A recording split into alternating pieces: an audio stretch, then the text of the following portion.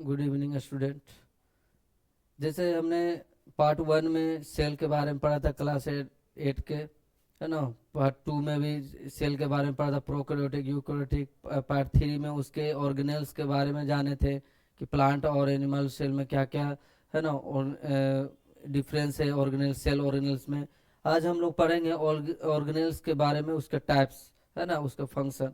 ठीक, तो अब देखिए स्टार्ट करते हैं सेल ऑर्गेनेल्स के बारे में।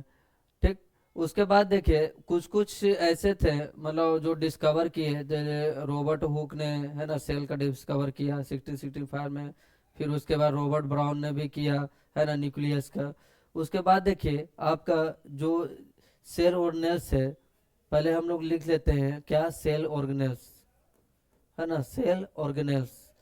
तो बहुत सारे सेल ऑर्गेनेल्स थे, हम लोग डिफरेंस पढ़े थे प्लांट और एनिमल सेल में, है ना, बहुत सारे डिफरेंस पढ़े थे। तो सबसे पहले आता है सेल मेम्ब्रेन, है ना, सबसे पहले आता है सेल मेम्ब्रेन, है ना, सेल मेम्ब्रेन। उसके बाद क्या है, सेल मेम्ब्रेन के बाद न्यूक्लियस ही ले लीजिए, है ना, न्यूक्लियस। उसके बाद क्या है, उसके बाद न्यूक्लियस के बाद देखिए क्लोरोप्लास्ट ले लीजिए, है ना, जो प्लांट में होते हैं, क्लोरोप्लास्ट। उसके बाद देखिए क्लोरोप्लास्ट के बाद लाइसोजोम, है ना, लाइसोजोम्स, लाइसोजोम्स। उसके बाद गोल्गी अपरेटस, है ना, Golgi apparatus, Golgi apparatus. Lysosome हो गया, गोल्गी अपरेटस हो गया, न्यूक्लियस हो गया, राइबोजोम, है ना, राइबोजोम्स, है ना। उसके बाद देखिए वैक्यूल ले लीजिए, है ना, वैक्यूल, वैक्यूल हो गया। उसके बाद देखिए न्यूक्लियस वैक्यूल के बाद क्लोरोप्लास्ट हो गया, लाइसोजोम, गोल्गी अपरेटस, वैक्यूल। उसके बाद देखिए उसके बाद आपका हो जाएगा रफ इंडोप्लाज्मिक रेटिकुलम, आर, इसको आर का फुल क्या बोलते हैं, rough endoplasmic reticulum, endoplasmic reticulum. ठीक, उसके बाद देखिए ACR, है ना, स्मूथ, स्मूथ इंडो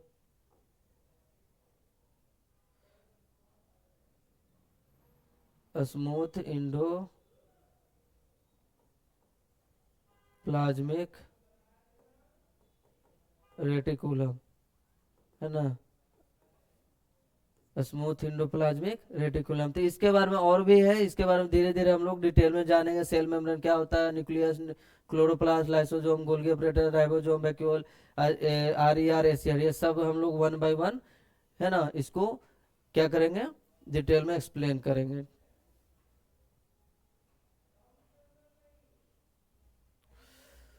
चलिए हम लोग एक्सप्लेन करते हैं इसके बारे में। सबसे पहले आपका सेल मेम्ब्रेन, है ना, सबसे पहले आपका क्या होता है, सेल मेम्ब्रेन के बारे में पढ़ेंगे हम लोग। सेल मेम्ब्रेन के बारे में सबसे पहले, सेल मेम्ब्रेन, सेल मेम्ब्रेन, है ना। अब बोले सेल मेम्ब्रेन, है ना, फाउंड बोथ, है ना, found both plant, plant cell and animal cell, है ना, plant cell and animal cell. ठीक ना, प्लांट सेल और एनिमल सेल दोनों में पाए जाते हैं प्लाज्मा मेम्ब्रेन, है ना। प्लाज्मा मेम्ब्रेन होता क्या है, तो इसका अगर मान लीजिए देखा जाए, स्ट्रक्चर देखा जाए, एक जो प्रॉपर्टी देखा, तो सबसे पहले प्लाज्मा मेम्ब्रेन अगर देखा जाए तो ये आपका फ्लेक्सिबल होता है ना, फ्लेक्सिबल होता है, फ्लेक्सिबल होता है। किसी से बना होता है, फोस्फोलिपिड से बना होता है, फोस्फो, है ना, लिपिड से बना हुआ था, फोस्फोलिपिड पाया जाता है इसमें। उसके बाद फ्लेक्सिबल होता है ना। और इसको प्लाज्मा मेम्ब्रेन से हम लोग, सेल मेम्ब्रेन को प्लाज्मा मेम्ब्रेन से भी नाम से जानते हैं, प्लाज्मा मेम्ब्रेन के भी नाम से जानते हैं। या एक और नाम है इसको, है ना, selective permeable, selective permeable membrane, है ना, सिलेक्टिव परमिएबल मेम्ब्रेन के भी नाम से जानते हैं। तो ये हमारा क्या है जी, बना हुआ फ्लेक्सिबल होता है, फोस्फोलिपिड होता है, है ना, इसको हम लोग प्लाज्मा मेम्ब्रेन के नाम से जानते हैं, और सिलेक्टिव परमिएबल मेम्ब्रेन, ये दोनों में पाया जाता है, एनिमल सेल में और प्लांट सेल में। अब देखिए इसका अगर स्ट्रक्चर देखा जाए तो ये इसका स्ट्रक्चर कम्प्लेक्स है ना। इन्होंने एक मॉडल दिया है ना प्लाज्मा में अगर देखा जाए तो प्लाज्मा एक थ्री है ना थ्रेड लेयर का स्ट्रक्चर होता है जो प्रेजेंट होता है सेल के बाउंड्री पर है ना आउटर। तो ये अधिकतर ये बाई लेयर होते हैं ना, बाई लेयर डबल लेयर से बने होते हैं। तो ये एक मॉडल बनाया गया है ना जिसका नाम दिया गया fluid mosaic, fluid mosaic model है ना। फ्लूइड मोजैक मॉडल किनके द्वारा किया गया? सिंगर एंड निकोलसन है ना। सिंगर एंड निकोलसन के द्वारा 1972 में ये आपका दिया गया था, मॉडल बनाया गया था। इस मॉडल में क्या गया, जो आपका जो मेम्ब्रेन है वो डबल लेयर का बना होता है और उसमें बहुत सारे है ना फोस्फोप्रोटीन हो गया, ग्लाइकोलिपिड हो गया, ग्लाइकोप्रोटीन हो गया, कोलेस्ट्रॉल हो गया, ठीक ना। ये सारा चीज उसमें प्रेजेंट होते हैं है ना। Hydrophobic hydrophilic. तो ये मॉडल दिखते कैसे थे है ना, तो थोड़ा सा हम लोग बनाएंगे रफली मॉडल दिखते कैसे थे। तो देखिए कैसे दिखते थे ये मॉडल जो बनाया गया है ना, कैसा बनाया गया।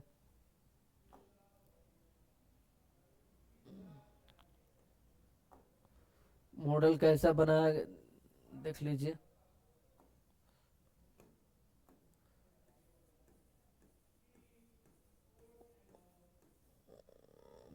बहुत सारे थे इसमें आपका लिपिड्स है ना, लिपिड्स बनाया गया।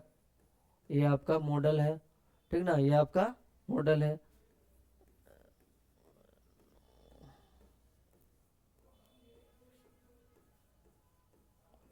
ये आपका फ्लूइड मोजैक मॉडल है।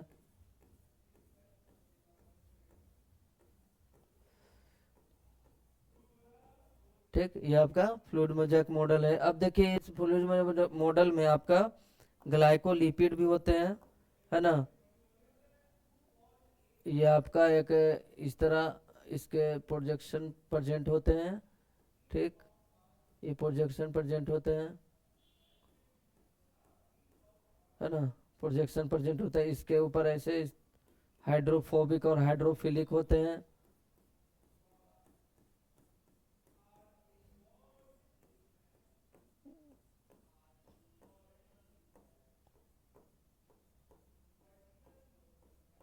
है ना, हाइड्रोफोबिक हाइड्रोफिलिक होते हैं।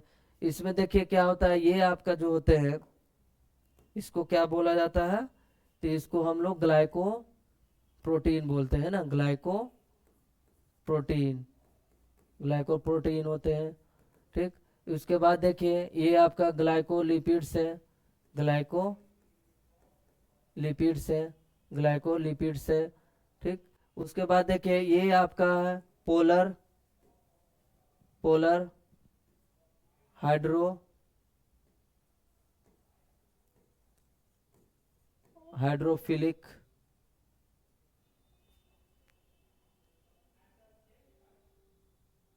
हाइड्रोफिलिक लेयर है ना, हाइड्रोफिलिक लेयर। ये आपका क्या है, non polar, non polar,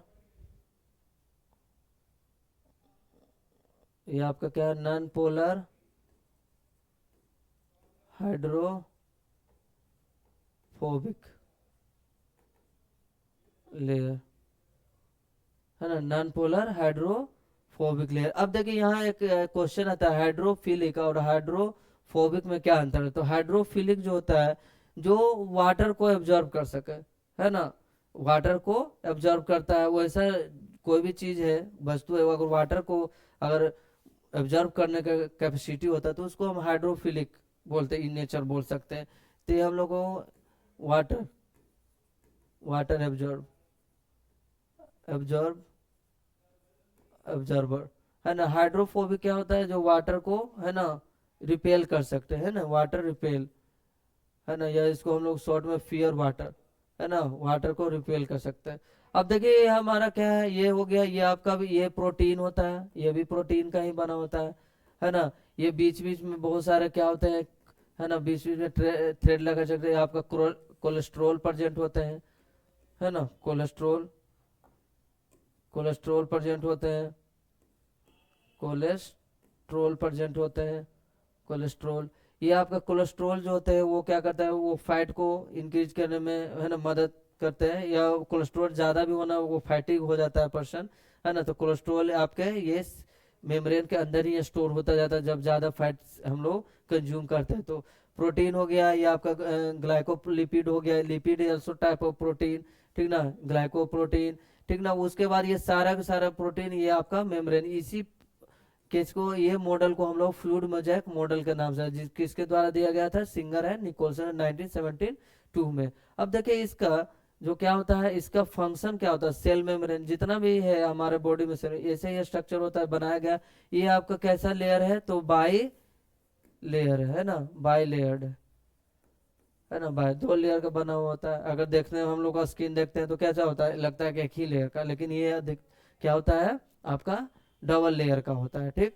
cholesterol present होता है, उसके बाद प्रोटीन, ग्लाइकोलिपिड है ना, पोलर हाइड्रोफिलिक हो गया, या नॉन पोलर हाइड्रोफोबिक हो गया। तो ये सारा का सारा क्या होता है, इसमें फंक्शन होता है। अब फंक्शन देखिए क्या है, तो आपका प्रोटीन जो है ये सब प्रोटीन तो बनाता ही है, सिंथेसिस करता ही थोड़ा बहुत बनाता है, क्योंकि इसमें प्रोटीन जो भी सेल बनाएंगे वो सारे स्टोर होंगे, क्योंकि प्रोटीन हमारा बॉडी अधिकतर क्या होता है, प्रोटीन का ही बना होता है।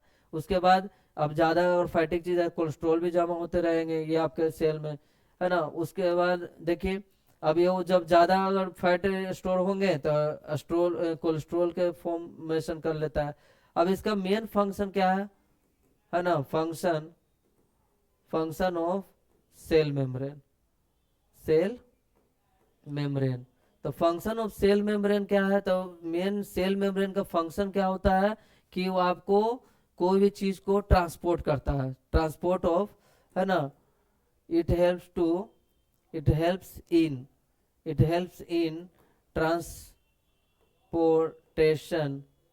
Transportation of substance.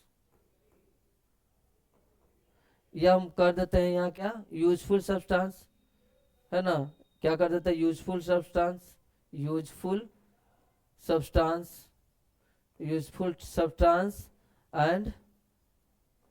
And exhale बाहर की ओर सम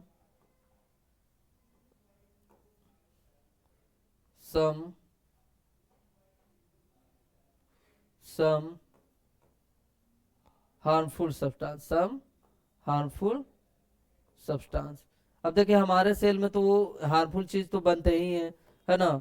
तो वो हार्मफुल चीज आपका है ना, प्लाज्मा मेम्ब्रेन उसको क्या करेगा, एक्सहेल भी करेगा और क्या करेगा, और इनहेल भी करेगा, है ना। इनहेल हमारा अधिकतर जो भी होता है सेल हमारा जो यूजफुल चीज चाहता है क्या, कि सबसे ज्यादा जो हमारे लिए यूजफुल चीज है उसको क्या करे, एब्जॉर्व करे। अब आगे जो भी अगर मान ली वेस्ट प्रोडक्ट होते हैं जो गंदगी होता है वो आपका क्या होता है, बाहर की ओर निकल जाए, है ना। तो वो आपका सारा का सारा इसका मेन फंक्शन आपका यही होता है। इसीलिए इसको क्या हम पिछले देखे स्लाइड में हम देखे थे क्या, कि इसको हम लोग क्या बोलते हैं, सिलेक्टिव परमिएबल मेम्ब्रेन, है ना। सिलेक्टिव परमिएबल मेम्ब्रेन कि वो कोई भी चीज को सिलेक्ट करके ही अंदर, है ना, इनहेल करने देता है और क्या करता है, एक्सहेल करने देता है, ठीक ना। तो ये आपको सिलेक्टिव परमिएबल मेम्ब्रेन इसीलिए इसको बोला जाता है, ठीक। उसके बाद देखिए इसके नेक्स्ट क्लास में हम लोग पढ़ेंगे इसके बारे में, नेक्स्ट क्लास में और भी सेल ऑर्गेनेल्स के बारे में, जैसे मान लीजिए है ना न्यूक्लियस, है ना। न्यूक्लियस हम लोग पढ़ेंगे, जैसे न्यूक्लियस को हम लोग क्या बोलते हैं, है ना, ब्रेन ऑफ द सेल बोलते हैं। न्यूक्लियस में न्यूक्लियोलस होता है जो प्रोटीन से और क्रोमेटिन नेटवर्क होता है, ठीक ना। क्रोमेटिन नेटवर्क क्या करता है, उसमें क्रोमोजोम पर जैसे डीएनए, है ना, जो भी हेरिडेटरी मटेरियल प्रेजेंट होते हैं वो नेक्स्ट, और आपका न्यूक्लियस में क्या क्या पाया जाता है, कितने लेयर से बने होते हैं, इसका फंक्शन क्या है, और स्ट्रक्चर के साथ हम लोग नेक्स्ट क्लास में पढ़ेंगे। Thank you.